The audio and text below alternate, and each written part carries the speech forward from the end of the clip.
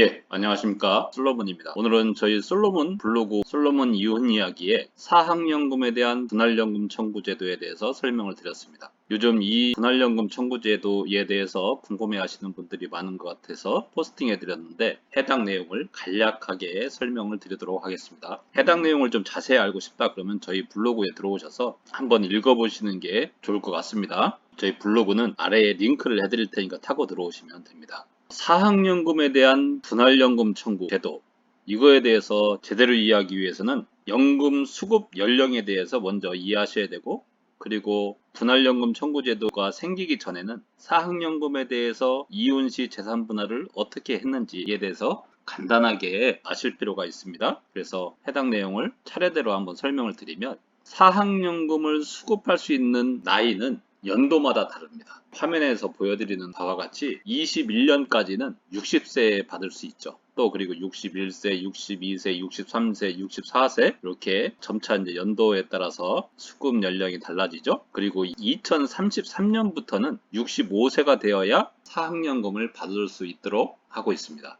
그런데 내가 예를 들면 33년도에 65세가 돼서 그때부터 사학연금을 받을 수 있는데 사정이 어려워서 내가 조금 일찍 받고 싶다. 그럼 조기 수급 신청을 하시면 됩니다. 그래서 최대 5년까지 먼저 신청을 할 수 있는데 다만 조금 손해를 보죠. 그래서 내가 1년 앞당겨서 받고 싶다 그러면 95%를 받을 수 있죠. 그래서 90%, 85%, 80%, 그리고 5년 먼저 받고 싶다면 75%, 최대 25% 손해를 보는 대신에 5년을 먼저 받을 수 있는 거죠.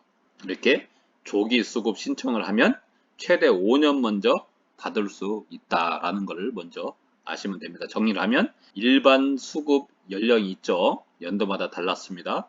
그런데 그 일반 수급 연령보다 최대 5년 먼저 받고 싶다. 그러면 액수를 손해를 보고 조기 수급 신청을 하면 됩니다. 자, 그러면 수급 연령에 대해서 먼저 이해를 하셨을 것이고, 그 다음에 이제 사학연금에 대한 분할연금 청구 제도가 생기기 전에는 어떻게 사학연금을 재산 분할했느냐, 이혼 시에. 이거에 대해서 뭐 판례 학설 간에 극심한 대립이 있었지만 판례는 일관되게 재산 분할 대상이 되지 않는다. 사학연금에 대해서는 재산 분할 대상이 되지 않고 다만 재산 분할 기여도를 정할 때 참작 사항만 될 뿐이다 라고 했습니다. 그런데 학설과 일반 국민이 재산 분할 대상으로 삼는 것이 이치에 맞다라는 의견이 팽배해지면서 2016년도 1월 1일부터 사학연금에 대해서 분할연금 청구 제도가 들어오게 됩니다. 그래서 이제는 전 배우자가 수급 연령이 돼서 받게 되는 연금을 분할해서 일정 비율을 내가 연금 형태로 받게 되는 것이죠. 근데 아까 말씀드렸다시피 사학연금도 재직기간이 10년 이상이 되어야 된다는 조건이 있었죠. 그래야 연금 형태로 평생 죽을 때까지 받을 수 있었지 않습니까? 마찬가지로 분할연금도 일정 조건에 해당되어야 연금 형태로 받을 수 있습니다. 그래서 그 조건이 4가지가 있는데 그 조건을 차례대로 설명을 드리면, 첫째, 혼인기간 중 재직기간이 5년 이상이 되어야 됩니다. 따라서 혼인기간이 일단 5년이 돼야 되겠죠. 그리고 혼인기간이 5년이 넘더라도 혼인기간 중 재직기간이 5년 이상이 되어야 됩니다. 그리고 이때 기간을 계산할 때는 별거나 가출 등의 이유로 실질적으로 혼인관계가 존재하지 않았던 기간은 제외됩니다. 구체적으로는 실종기간, 주민등록법상 거주불명으로 기재되었던 기간, 부부간의 합의나 재판 등으로 실질적인 혼인관계가 존재하지 않았다고 지정된 기간 등은 제외됩니다. 자, 첫 번째 요건 잘 숙지해 두시고요. 두 번째 요건입니다. 두 번째 요건은 반드시 이혼 후에만 청구할 수 있습니다. 따라서 이혼하지 않았다면 분할연금을 청구할 수 없어요. 가끔 상담하다 보면 배우자가 사학연금을 받아서 자기 혼자 쓴다. 나도 그걸 좀 받아서 쓸 수 있는 방법이 있느냐 이렇게 말씀을 하시는 분들이 많은데 답은 없습니다. 다만 부양료 청구를 해서 사학연금의 일부분을 내가 받아서 쓰는 방법은 있지만 그것을 아예 법적으로 분할해서 받으려면 이혼을 하셔야 된다. 이 부분 많이 물어오는 질문입니다. 또 분할연금 청구 제도는 2016년 1월 1일 이후로 시행됐기 때문에 이혼을 그 날짜 이후로 이혼을 하셨어야 됩니다.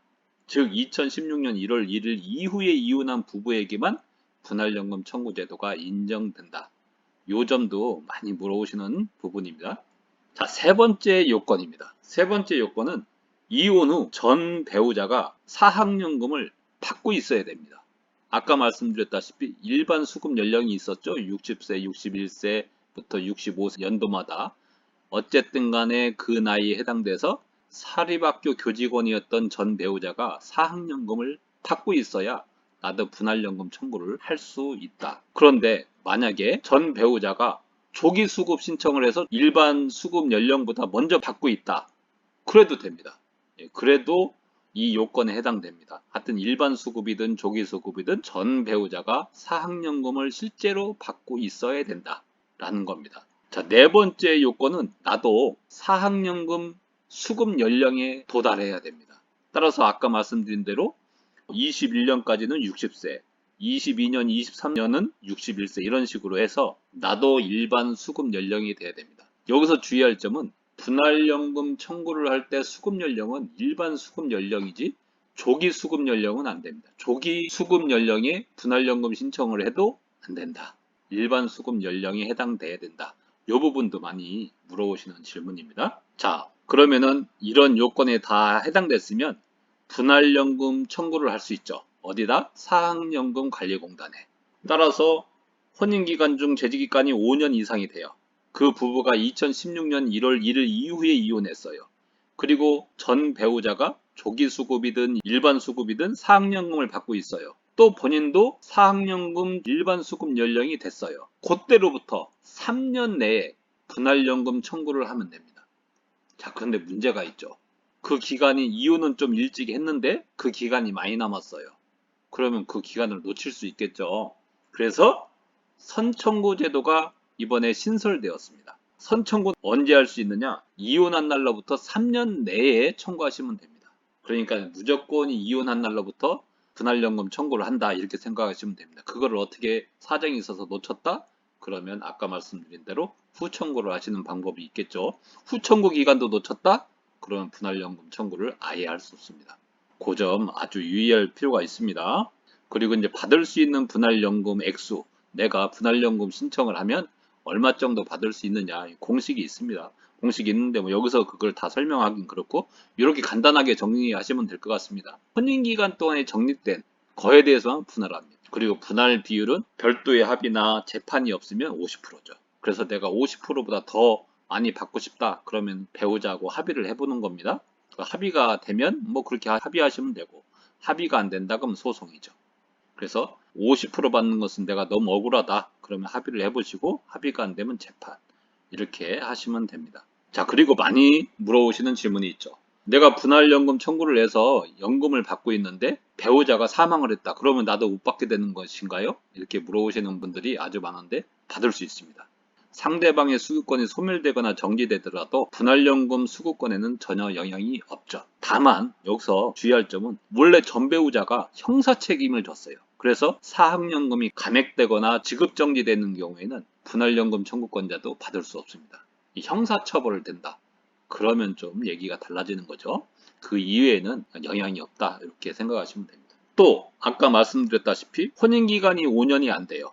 그리고 혼인기간이 5년이 넘더라도 혼인기간 중 재직기간이 5년이 안 돼요. 그러면 분할연금 청구를 할 수 없죠. 그런 경우에 어떻게 되냐? 그 기간 동안에 쌓인 사학연금에 대해서 별도로 재산분할에 합의를 하셔야 되고 합의가 안 된다 그럼 소송을 하셔서 그거에 대해서 재산분할을 받으셔야 됩니다.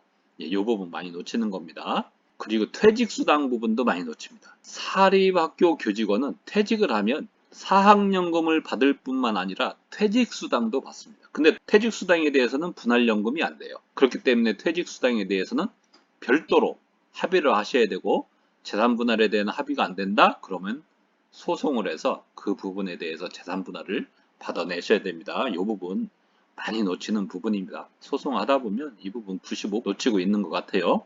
그래서 사학연금에 대한 분할연금 청구 제도에 대해서 설명을 드렸고 그러면 다음 시간에도 더 좋은 정보를 가지고 찾아뵙도록 하겠습니다. 감사합니다.